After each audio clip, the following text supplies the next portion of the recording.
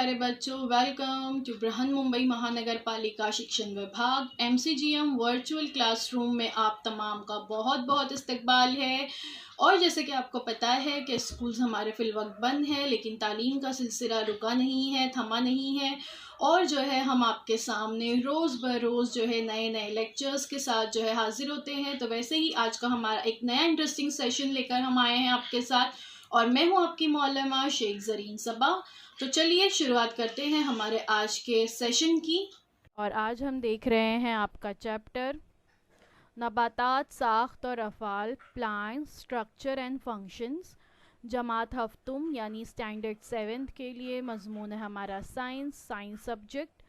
मैं हूँ आपकी मौलमा ज़रीन सबा और मैं बात कर रही हूँ MCGM वर्चुअल क्लासरूम से। तो बच्चों, आज हम देखने जा रहे हैं नबातात के बारे में। पिछला चैप्टर में हमने हैवानात के बारे में काफ़ी सारी मालूमात हासिल की है ना, पहले सबक में। तो इस दूसरे सबक में हम नबातात के बारे में मालूमात हासिल करेंगे। तो चलिए शुरुआत करते हैं। नबातात के मुख्तलिफ हिस्से कौन से हैं? ज़रा अपने दिमाग पर ज़ोर लगाइए और सोचिए कौन कौन से हिस्से हैं। तस्वीर में आप देख सकते हो, आप पिछली जमात में ये पढ़ चुके हैं कि नबातात में पत्ते, फल, फूल, तना और जड़ें पाई जाती है ना। इसके अलावा शाखें भी होती हैं। तो ये हम पिछली जमात में पढ़ चुके हैं। नबातात जो है मुख्तलिफ़ किस्म के पाए जाते हैं न। मुख्तलिफ़ दरख्तों की जड़, तने, पत्ते, फूल, फल मुख्तलिफ होते हैं, यानी इनमें एक जैसे नहीं होते, यकसानियत नहीं होती। हर दरख्त एक दूसरे से जुदा है, एक दूसरे से अलग है। सबके पत्ते अलग हैं, फल और फूल अलग हैं, फलों की रंगत अलग होती है, फूलों का मज़ा फूलों की रंगत अलग होती है, फलों का मज़ा अलग होता है ना। तो ये अलग अलग किस्म के पाए जाते हैं।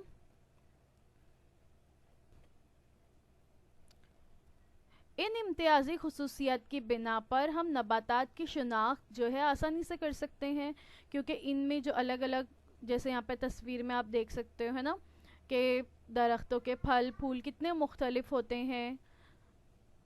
तो हम आज नबातात के इन्हीं हिस्सों के मुतालिक मालूमात हासिल करेंगे। सबसे पहले हम देखते हैं रूट्स यानी जड़ों के बारे में। इस तस्वीर में आप अलग अलग किस्म की जड़ें जो हैं वो देख सकते हैं, है ना। कुछ जड़ें जो होती हैं वो बहुत बारीक रेशे की तरह होती हैं, कुछ जड़ें बहुत मोटी होती हैं जो ज़मीन में काफ़ी गहराई तक जाती हैं, कुछ जड़ें ऐसी होती हैं जो सतह ज़मीन के ऊपर से ही हमें नज़र आ जाती हैं, कुछ जड़ें जो है बहुत कमज़ोर होती हैं कि हम अगर ज़रा सा धक्का भी लग जाए या हम खींचे तो टूट कर जो है हमारे हाथों में आ जाती है। कुछ जड़ों को हम खाते भी हैं, है ना।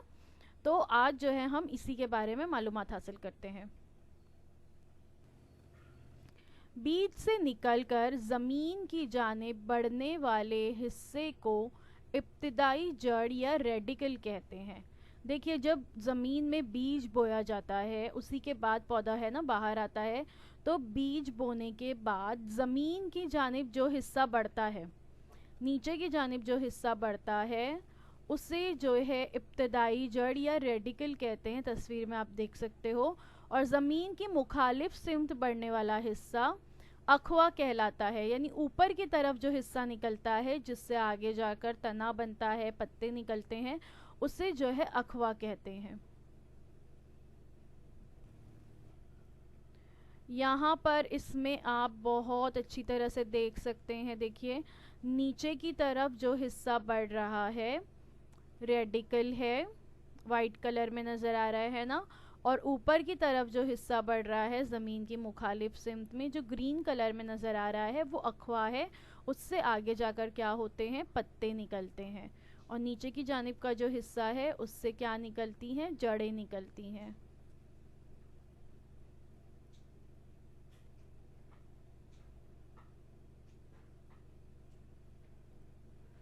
तो ये जो है यहाँ पर इस तस्वीर में बहुत अच्छे से बताया गया है कि क्या फ़र्क है इब्तिदाई जड़ और अखवा में।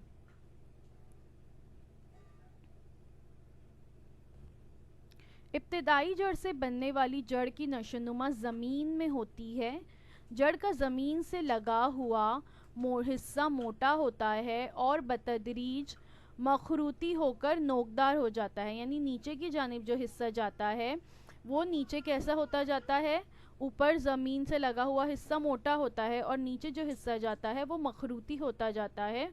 सहारे के लिए ज़मीन के अंदर बढ़ने वाला ये हिस्से को जड़ कहते हैं, रूट्स इसे ही कहते हैं। तस्वीर में आप देख सकते हैं कुछ नबातात में जड़ें बहुत गहराई में ज़मीन तक जाती हैं, कुछ नबातात में जड़ें ज़्यादा गहरी नहीं होती। कुछ नबातात की जड़ों से ज़मीन में सानवी जड़ें निकलती हैं जो ज़मीन में दूर तक तिरछी बढ़ती रहती हैं। जड़ें दरख्त को सहारा देती है। इस किस्म की दरमियानी मोटी जड़ को जो है असल जड़ कहते हैं या टैप रूट कहते हैं।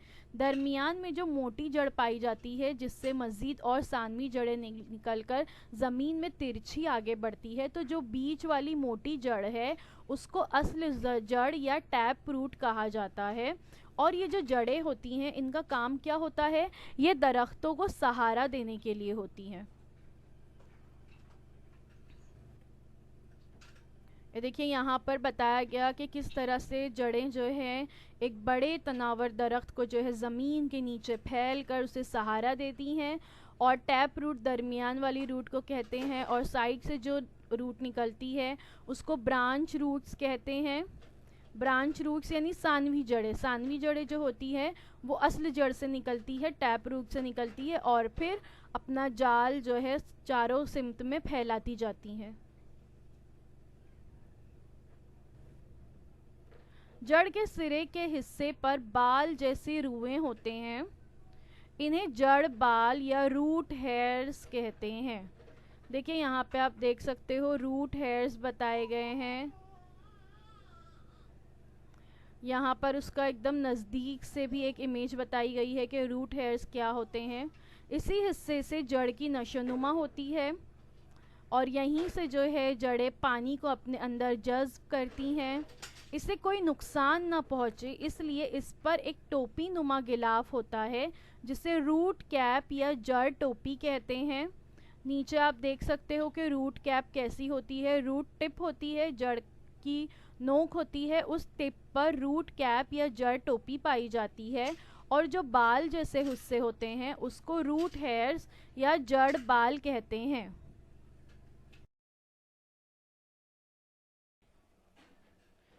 यहाँ पर देखिए बताया गया है कि जड़ बाल जो होते हैं वो कैसे होते हैं, रूट हेयर्स। और रूट कैप जो है एक्चुअल में रूट कैप अगर हम नज़दीक से उसकी इमेज निकालें तो रूट कैप कैसी दिखाई देगी वो भी इस तस्वीर में आप देख सकते हैं कि रूट कैप जो है वो कैसी होती है, जड़ टोपी कैसी होती है। तो आप लोग सोच सकते हैं कि अल्लाह ताला ने एक छोटी सी जड़ का जो सिरा है उसकी हिफाजत के लिए भी अल्लाह ताला ने वहाँ पर उसको एक छोटी सी टोपी पहना दी जिसे जो है रूट टैप कहा जाता है। और ये रूट टैप की वजह से जड़ की उस सिरे की हिफाजत होती है जो, और ये हिस्सा जड़ का इंतहाई नाजुक होता है।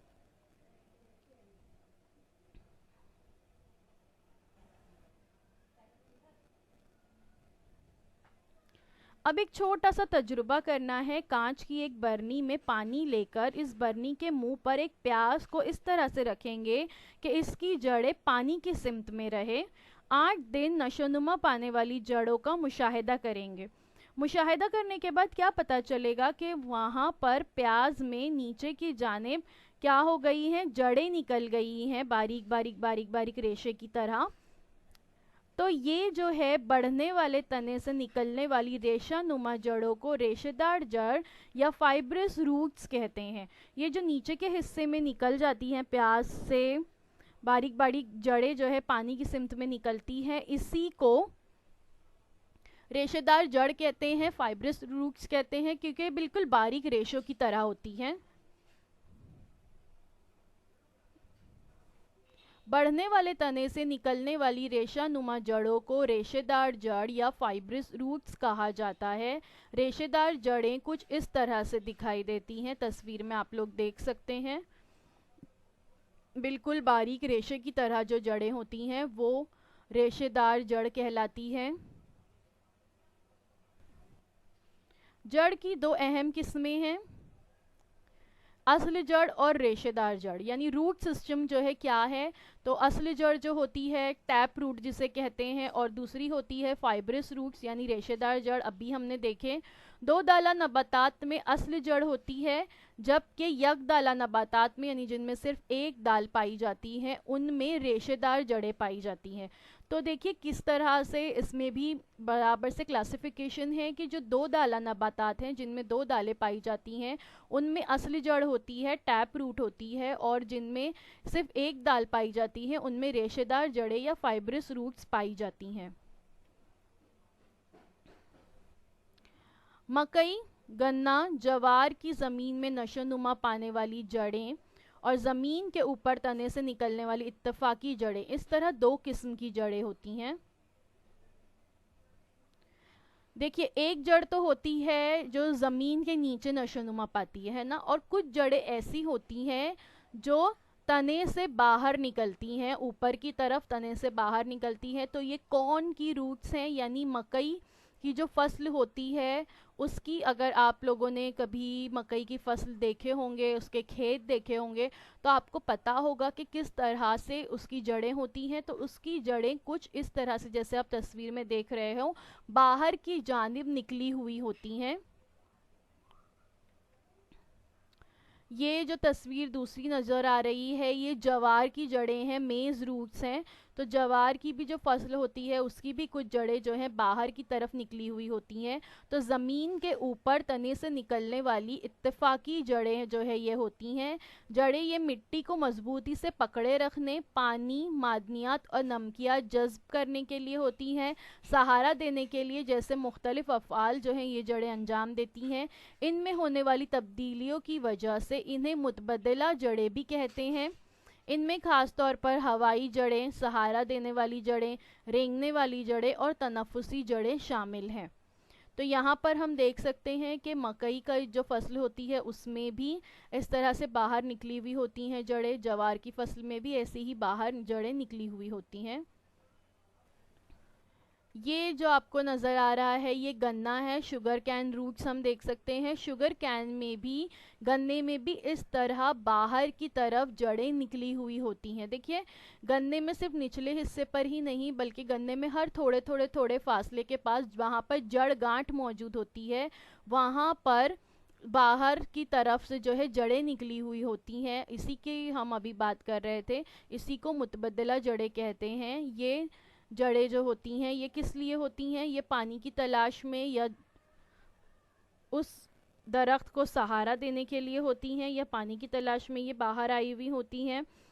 इसके अलावा पानी के अलावा मादनियात और नबकियात को जज्ब करने के लिए, मिट्टी को मजबूती से पकड़े रखने के लिए भी ये जड़ें होती हैं।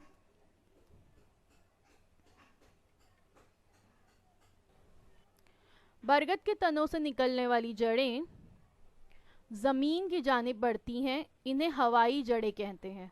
देखिए हवाई जड़ें जो हैं ये इस तरह से, बरगद का दरख्त आप लोगों ने ज़रूर देखे होंगे, बहुत ऊंचा, बहुत बड़ा, बहुत मजबूत होता है, और इस तरह से उसमें उसकी शाखों से ऊपर से दरख्त पर जड़ें जो हैं लटकी हुई होती हैं, है ना। तो ये जो जड़ें होती हैं इन्हें हवाई जड़ें कहते हैं।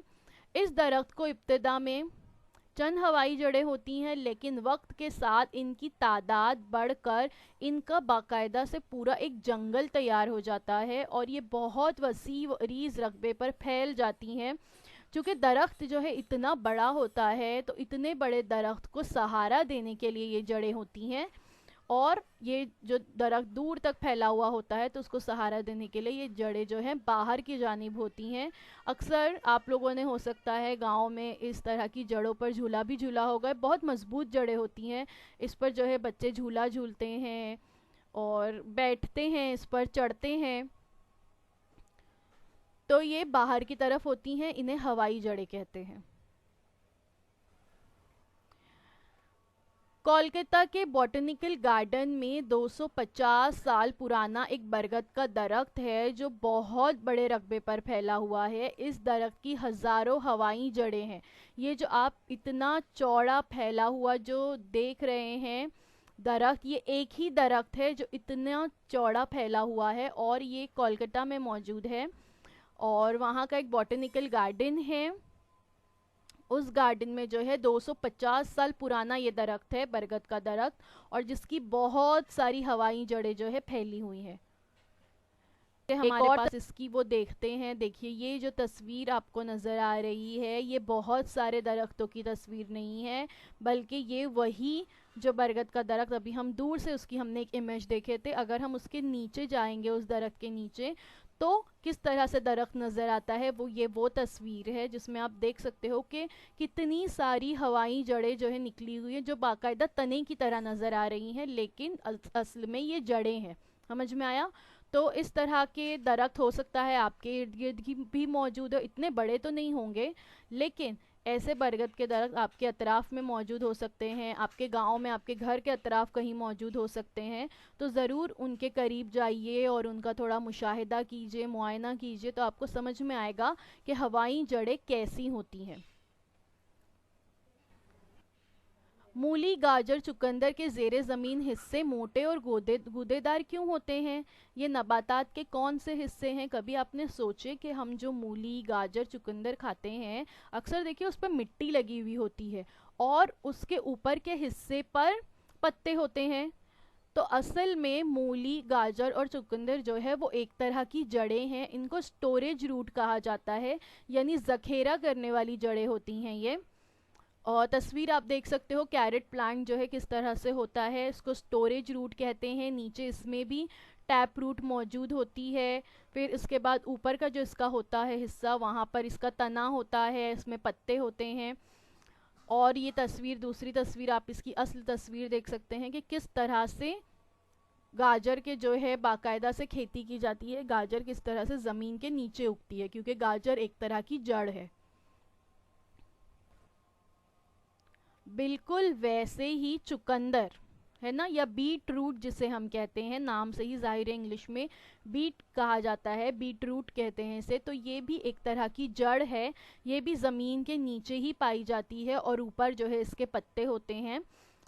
इसका इस्तेमाल भी सलाद के लिए किया जाता है, गाजर का इस्तेमाल बतौर सलाद होता है, गाजर का हलवा भी बनता है। मूली भी जो है इसी तरह की एक जड़ है और मूली के पत्तों की सब्जियां भी बनाई जाती हैं।